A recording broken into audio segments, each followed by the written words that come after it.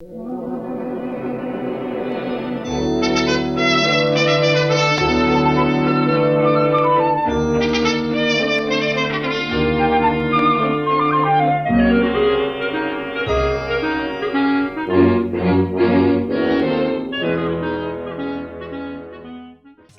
the 1800s, the war tactic of identity theft was used once again.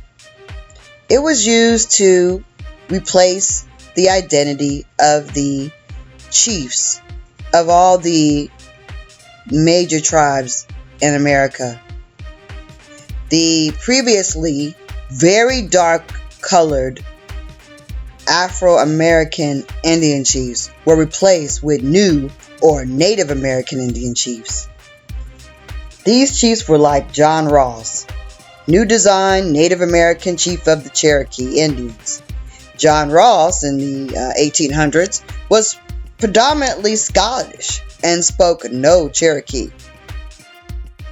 The chief substitution sealed the new image of the now new Native Americans and banished the authentic dark Afro-American Indians.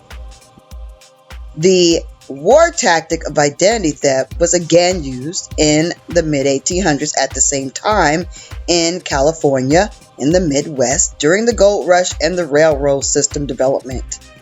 At that time, the Midwest instituted, especially California, laws permitting Chinese to reclassify as Native American.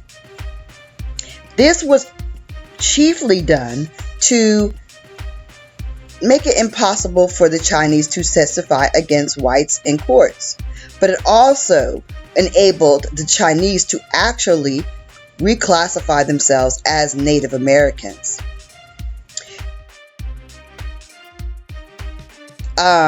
Chinese new Native American admixture has made today's Native Americans appear more Asian today than did Sitting Bull and his contemporaries. The Accawmacke Indians remained on the shore and they fought the Civil War looking for justice, and they did not find it. They did work and went to school and struggled and achieved and rebuilt despite any opposition. But again, in the 1900s, early 1900s, another installation of the war tactic of American Indian identity theft was used in the administration of the Census Bureau. Walter Plecker, director of the Census Bureau, who meticulously reclassified Indians from birth to death, even threatening midwives. He made sure any brown babies, no matter how they classified themselves, were classified again and changed to black or Negro, regardless of what their heritage or status might be. At that time also, it beckoned in World War I in 1914, 1950s. Imagine coming home at that time, having your rights as an Indian taken away from you, even though it's on your draft card, it's on your registration card that you're Indian, okay? Being lynched, being burnt out, being threatened and terrorized. And at the same time, there was a film release by a Christian minister in, of all places, Cape Charles, Virginia, right in Accawmacke country. Birth of a Nation was funded by Boston Jewish businessmen who used the funds of hate to create what? MGM Studios. The riots and destruction of hundreds of Black Wall Streets in America closely correlate to the showing of Birth of a Nation. Birth of a Nation ran in the theater for 2 years, sometimes longer, depending where you were located. It led to rapes, murders, burnings, lynchings, loss of property, loss of land. Imagine coming home on the Eastern Shore after fighting war and having great fans of the writer and friends of the writer of such a hateful movie right there on the Eastern Shore. In addition, the best friend of the writer of Birth of the Nation, also known as the book The Klansman, Thomas Dixon Jr., his best friend was Woodrow Wilson, Democratic president, who ran a campaign to take the Negroes away from the Republican Party, promising to help the Negro. But instead, he created segregation in America. He is the father of Jim Crow. Woodrow Wilson, liberal Democrat and friend and fake friend to the Negro, created segregation of the railroad cars and the postal employees. He created hate and division in the workplace.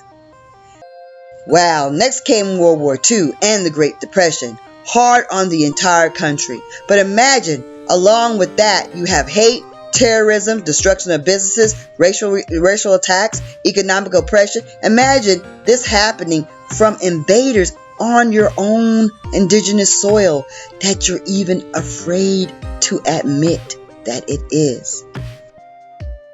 In the 1950s, in addition to the terrorism, the Northampton descendants of the wealthy plantation families intentionally blocked businesses, developing or industries from coming to the shore. No employment opportunities for the people of the shore. The Europeans so determined to stop the Accawmacke from rebuilding that they even denied their own families opportunities. Another trail of tears is the Great Migration. It is another trail of tears. They moved to New Jersey, New York, Maryland, Delaware, Pennsylvania, etc.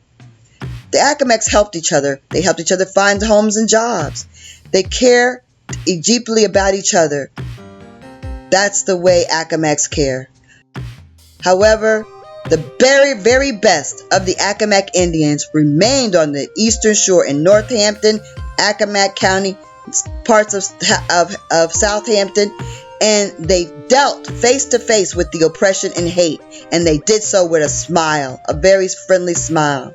Still misclassified, still hiding in plain sight.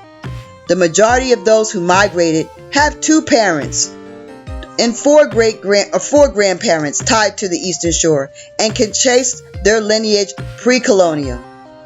The Accawmackes stay connected and continuously maintain their culture and history with the eastern shore home. If you think you're an Accawmacke Indian, look them up on Facebook or at the website accawmacke.org. At this very moment, descendants of European settlers have occupied the main Accawmacke village of our king since the 1700s and continue to hold this sacred Accawmacke land captive as Air Hall Plantation. In addition, Indiantown Park in Eastville is on and dedicated to what remains of the Accawmacke Gingaskin Reservation, and it is being held by the County of Northampton. We Accawmacke supporters across the globe manifest that the Indiantown Park will soon become the new Accawmacke Historical and Agricultural Conservation and Wildlife Preservation Center. Today, the Accawmacke are returning and maintain their unity as they share their culture and hope for restoration and opportunities for everyone on the Eastern Shore very soon. So we would like to encourage you to write letters of support of restoration of the stolen lands. Write Air Hall Plantation, Northampton Parks and Recreation Department's Director, the Virginia Assembly, the Virginia Governor, Senators, Delegates, and the President. If you're interested in supporting the Accawmacke as they restore, please contact them at their website, accawmacke.org. Don't forget, you can use Twitter and contact these people too. And please, thank you for your support.